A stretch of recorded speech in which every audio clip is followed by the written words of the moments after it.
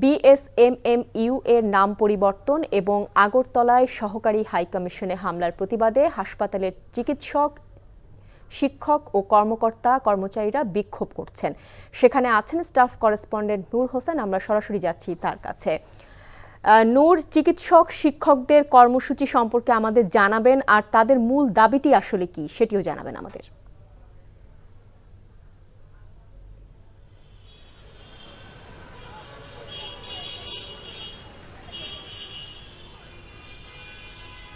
শাওন, একটু আগে বঙ্গবন্ধু শেখ মুজিব মেডিকেল বিশ্ববিদ্যালয় বা বিএসএমএমইউর শিক্ষক, কর্মকর্তা, কর্মচারীরা এই জায়গাটিতে অর্থাৎ এই ক্যাম্পাসের যে বটতলা রয়েছে সেখানটায় বিক্ষোভ কর্মসূচি পালন করেছে।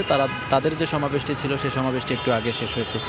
সেই সমাবেশ থেকে তারা বেশ কয়েকটি দাবি জানিয়েছেন। প্রথমত, গত কয়েকদিন আগে আগরতলায় বাংলাদেশ উপ হাইকমিশনে ভারতীয় সন্ত্রাসবাদী গোষ্ঠীর বাংলাদেশের বিভিন্ন সীমান্তে ভারতীয় সন্ত্রাসী গোষ্ঠী বাংলাদেশের অভ্যন্তরে প্রবেশের যে অপচেষ্টা চালিয়েছে এসবের প্রতিবাদ জানিয়েছেন।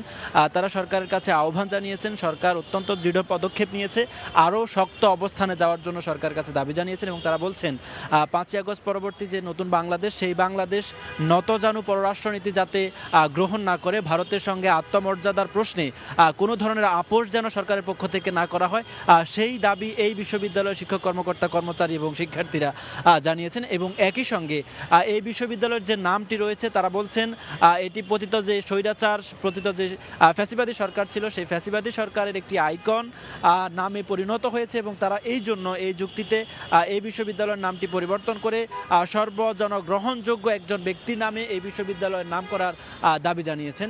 এবং একই সঙ্গে বিশ্ববিদ্যালয়ের যে কয়টি হল রয়েছে সেই হলগুলোর নাম পরিবর্তন করারও দাবি জানিয়েছেন। এই হলগুলোর নাম পরিবর্তন করে গত জুলাই আগস্ট মাসের যে গণঅভ্যুত্থান আছে সেই গণঅভ্যুত্থানে যারা নিহত হয়েছেন তাদের নামে নামকরণ করার দাবি জানিয়েছেন। জানছিলাম বিএসএমএমইউর কর্মসূচির খবর।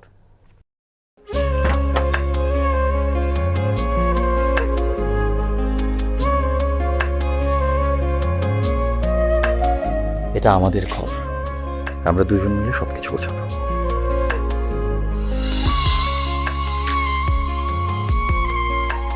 বাহ, এই ঘরটা এতদিন মরে আসছিল, নতুন বউয়ের হাত পরে একটা চক চক চক চক করতেছে।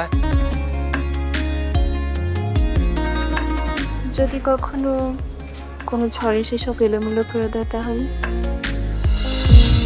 আরে তুমি আসছো, তোমার বউয়ের হাতে রান্না খুবই চমৎকার। এলাকাটা ভালো না, একটু সবকিছু চোখে চোখে রাখেন। আমার খাওয়ানিও তোমার কোনো চিন্তা করতে হবে না। এই যে চুড়ি দিয়েছে, শাড়ি দিয়েছে না যেগুলো, তার কাছে সরো। পৃথিবীতে মানুষের সম্পর্কের বড় সমস্যাকে যেন